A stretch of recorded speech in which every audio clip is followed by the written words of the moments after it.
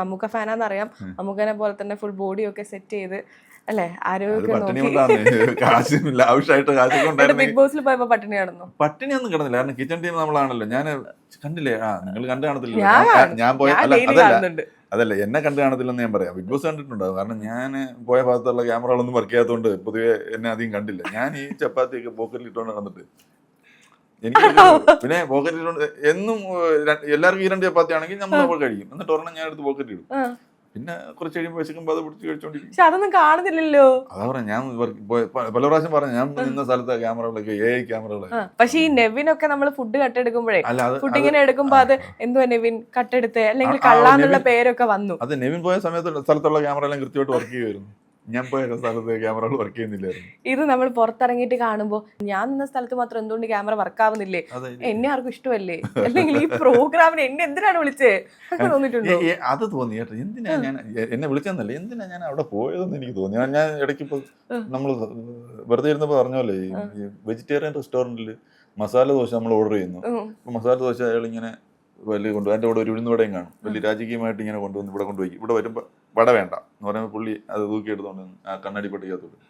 അപ്പോൾ അതുപോലെ വലിയ രാജകീയമായിട്ട് നമ്മൾ അവിടെ ബിഗ് ബോസിനകത്തോട്ട് കയറി വേണ്ടാന്ന് പറഞ്ഞിട്ട് എടുത്ത് കളഞ്ഞ പോലുള്ള അവസ്ഥയായിപ്പോയി. ഞാൻ പോയിട്ട് തിരിച്ചു. ചേട്ടൻ കോട്ടും സ്യൂട്ടും ഒക്കെ ഇട്ടിട്ടാണ് ലാലേട്ടന്റെ കൈ കൊടുത്ത് ബിഗ് ബോസ് ഹൗസിലേക്ക് രാജകീയമായുള്ള ഒരു എൻട്രി നടത്തുന്നത്. അപ്പൊ എൻട്രി നടത്തിയപ്പോ കുറച്ച് എന്താ പറയാ വാക്ചാതുര്യം ഒക്കെ അവിടെ ഉപയോഗിച്ചു. അപ്പൊ നമ്മൾ വിചാരിക്കുന്നത് പുള്ളിന്റെ കുറെ ഫിലോസഫിക്കൽ ആയിട്ടുള്ള സാധനങ്ങൾ നമുക്ക് കാണാം, നമുക്ക് കുറെ പഠിക്കാന്നൊക്കെ വിചാരിച്ചു. ഞാൻ പുറത്തിറങ്ങി വന്നപ്പോൾ വേറെ ആരൊക്കെ റിവ്യൂ ഒക്കെ ചെയ്യുന്നവരൊക്കെ പറഞ്ഞു, മനുഷ്യ രഞ്ജിത്തിൽ നിന്നും കുറച്ച് നല്ല കാര്യങ്ങൾ നമുക്ക് സംസാരിക്കാൻ കേൾക്കാൻ പറ്റുമായിരിക്കും, അദ്ദേഹത്തിന്റെ ചിന്തകളൊക്കെ നമുക്ക് അറിയാൻ പറ്റും. അതൊക്കെ ഞാൻ ഈ അടുത്ത ദിവസങ്ങളിലൊക്കെ കണ്ടത്. എല്ലാം ചീറ്റിപ്പോയില്ലേ, അവിടെ ചെന്നിട്ട് ഒന്നും പറഞ്ഞില്ല. പറയാൻ പറഞ്ഞത് തന്നെ ആരും കേട്ടതുമില്ല, കാര്യമായിട്ട് പറയാനും പറ്റിയില്ല. തിരിച്ചിങ്ങി വരേണ്ടി. പക്ഷെ അത്ര ദിവസം നിന്നിട്ടുണ്ടെങ്കിൽ പോലും, അത്ര ദിവസമേ നിന്നിട്ടുണ്ടെങ്കിൽ പോലും ചേട്ടൻ ഉണ്ടാക്കിയ ഒരു ഇമ്പാക്റ്റ് ഉണ്ട്. ഇപ്പൊ നമ്മൾ ആദ്യം ഇൻട്രോ പറയുമ്പോൾ തന്നെ ആ ഒരു കത്ത്, അത് എത്ര ബിഗ് ബോസ് സീസൺ എടുത്താലും അതുപോലത്തെ ഒരു കത്ത് ഉണ്ടായിട്ടില്ല. എനിക്ക് തോന്നുന്നു ലാലേട്ടൻ പോലും പറഞ്ഞത് അത്രയും ഹൃദയവിശാലതയുള്ള ഒരാളില്ല. എങ്ങനെയാണ് ഇങ്ങനെ ഹൃദയവിശാലത ആവാൻ പറ്റുന്നത്? അപ്പൊ എന്റെ മനസ്സിൽ ചോദിച്ചു, ഇത്ര ഹൃദയവിശാലത ഉണ്ട് പിന്നെ അതോട്ട് തിരിച്ചു എത്തിക്കൂടെ, പുറത്തോട്ട് പോകാൻ പറയുന്നത് എന്തിനാണ് എന്നെന്റെ മനസ്സിൽ തോന്നി. എനിക്ക് അത് ഈ പറഞ്ഞ പോലെ ശരിയാണ്. ഒരുപാട് പേര് അത് കണ്ടിട്ട് ഒരു നല്ല കമന്റ്, നല്ല മനുഷ്യൻ എന്നൊക്കെ പറഞ്ഞ് കമന്റ് ഇട്ടു. അത്ര നല്ല മനുഷ്യനൊന്നും അല്ലെങ്കിൽ പോലും അത് കേൾക്കുമ്പോൾ ഒരു സന്തോഷമുണ്ട്. എനിക്ക് വളരെ ടച്ച് ചെയ്ത് 5 അരവിന്ദ്, നടി 5 അരവിന്ദ്. 5 അരവിന്ദ് എനിക്ക് ഒരു വാട്സാപ്പിൽ ഒരു മെസ്സേജ് ഇട്ടു. അവര് സംസാരിക്കുമ്പോൾ വോയിസ് മെസ്സേജ് ഇടുമ്പോൾ അവര് ശബ്ദം ഇടറി ശരിക്കും കരയുന്നത് പോലെയാണ്. ഒരു ആക്ടർ ആകുമ്പോൾ കുറച്ച് സെൻസിറ്റീവ് ആയിരിക്കും എപ്പോഴും.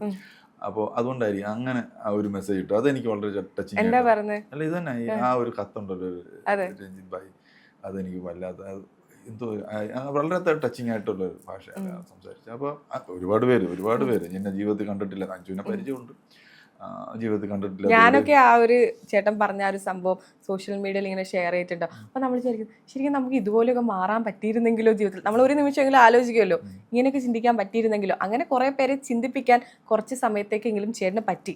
അതൊരു വലിയ കാര്യമാണ്. അതെ, നമ്മുടെ ജീവിതം കൊണ്ട് എന്തെങ്കിലുമൊക്കെ അങ്ങനെയൊക്കെയുള്ള നല്ല കാര്യങ്ങളൊക്കെ സംഭവിക്കട്ടെ.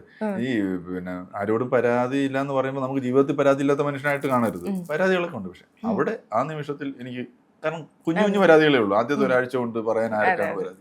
വലിയ പരാതികളൊന്നും, വലിയ അറ്റാക്കൊന്നും എന്റെ നേരെ വന്നിട്ടുമില്ല. അപ്പൊ ആ കുഞ്ഞു പരാതി അദ്ദേഹത്തിന്റെ അടുത്ത് പറഞ്ഞ് അതിനൊന്നും വലുതാക്കണ്ട എന്നാണ് എന്റെ പ്രധാനമായിട്ടും എന്റെ മനസ്സിലുണ്ടായിരുന്നത്. പക്ഷെ അത് അദ്ദേഹം വായിച്ചപ്പോൾ, മലയാളികൾക്ക് പ്രിയപ്പെട്ട ശബ്ദത്തിനുടമ, മലയാളികളുടെ ഏറ്റവും പ്രിയപ്പെട്ട നടൻ, അത് വായിച്ചപ്പോൾ എനിക്ക് ലാൽ സാറിനോട് പറയാൻ മാത്രം പരാതികളൊന്നും തന്നെ ഇല്ല. ആ വായിക്കുമ്പോൾ അത് എത്ര പേരുടെ ഹൃദയത്തിലേക്ക് ഇടിച്ചു കയറും. അത് ഞാനിന്ന് വായിച്ചാൽ അത്രയും വരില്ല. അതിനുശേഷം അദ്ദേഹം പറഞ്ഞ വാക്കുകളും, അത് എത്ര എന്ത് മനോഹരമായ ഒരു പരാതിയാണിത്, എത്ര ഹൃദയവിശാലതയോടെയാണ് നിങ്ങളെ അദ്ദേഹം കണ്ടിരിക്കുന്നത് എന്ന് പറയുമ്പോഴത്തേക്ക് എല്ലാവർക്കും അത് അപ്പോഴാണ് കേൾക്കുന്നത്. അപ്പൊ നമ്മൾ സ്റ്റാർ സിംഗറിൽ ഒരു പാട്ട് ഒരു കുട്ടി പാടി, നമ്മൾ ആസ്വദിച്ചു കൊള്ളാം, കുഴപ്പമില്ല. പക്ഷെ അത് കഴിഞ്ഞിട്ട് അതിന്റെ ജഡ്ജസ് വന്നില്ല, അതിന്റെ മനോഹരമായിരുന്നു, അതിന്റെ അതായിരുന്നു എന്ന് പറയുമ്പോഴാണ് നമ്മൾ ശരി ഇത്രയും നന്നായിരുന്നു എന്ന് നമുക്കും ഉള്ളിലോട്ട് കയറും. അപ്പൊ അതുപോലെ ചെറിയൊരു 2 വരി അങ്ങനെ ആയിപ്പോയി.